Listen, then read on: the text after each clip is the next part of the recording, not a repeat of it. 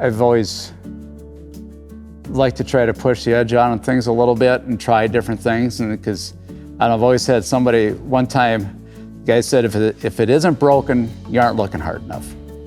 And I try to always take that adage with things, that there's always room for improvement, and try to make things better.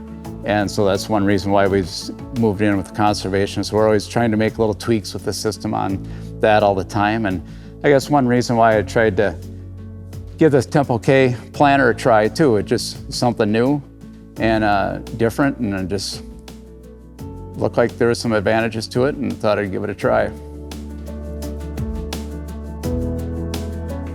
My name is Bryan Biegler. I farm down in southwest Minnesota, in the north of a little town called Lake Wilson. Our operation right now, we're about 2,500 acres, just short of 2,500 acres that we grow, but we also do quite a bit of custom work.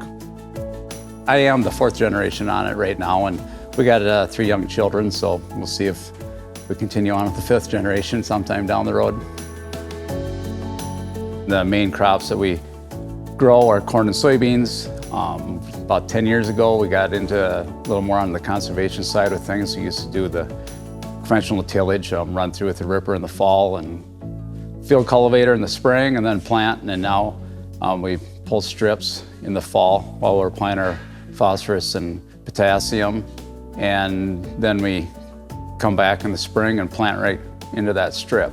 And then I try to do no-till on my beans as much as possible, but if it doesn't work, I'm definitely not a no-till purist. I will go out like with a vertical till machine or something if I have to crack the soil loose, and just to be able to get the crops planted.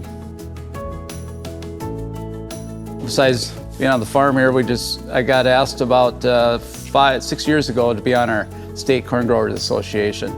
And that's been a real eye-opening experience for me, just to see how everybody else around the state farms, and getting to know them, and just advocating for all the corn growers in our state. Because right now we have just short of 7,000 members, but we also represent over 20,000 plus farmers, corn growers in the state of Minnesota. So while I'm on the state, that also allows me to be a part of the National Corn Growers Association too. So get to be involved with it pretty heavily in the organizations.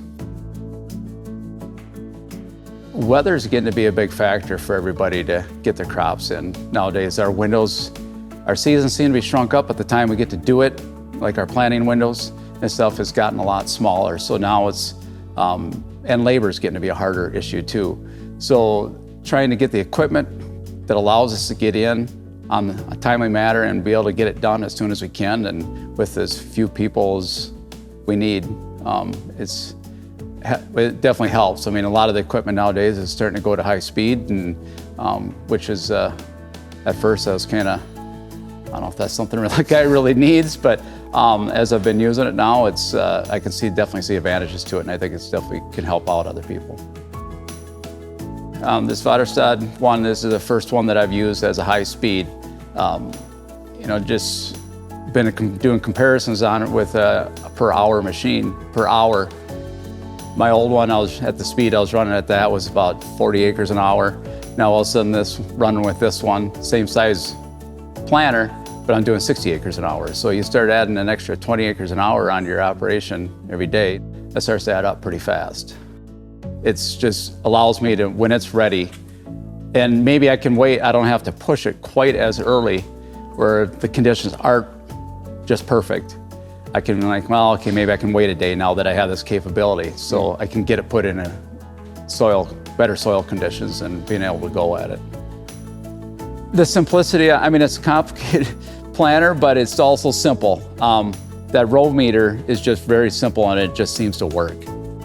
I liked it just having that tube delivering the seed with an airstream, and not having to have extra belts on it or extra electric motors and stuff.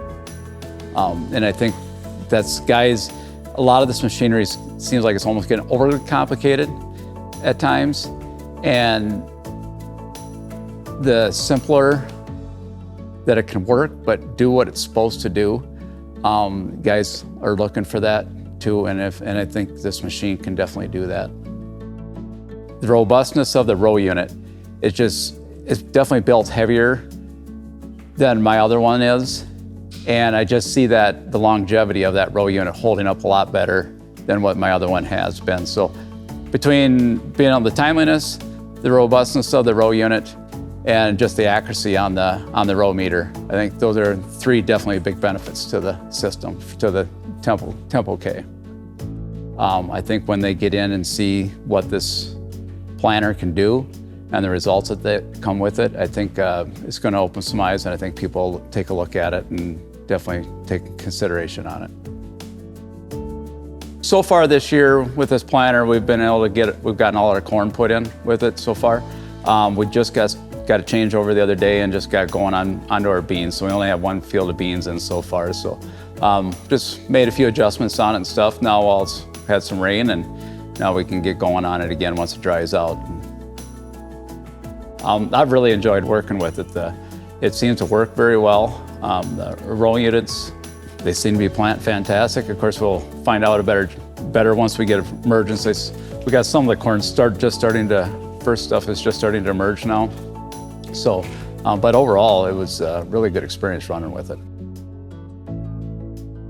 And this plant's just getting emerging. We already got a lot of the little fine haired roots are growing on it. And you got all these extra ones kind of coming off it already too. So they're getting out and getting into that fertilizer right away and growing well. So that looks great to see it that far along already. It's fun being able to compare everything and I don't know, I guess I always feel like there's just a better way. I'm not saying that everything that I do is the best way, but it's best for me anyway.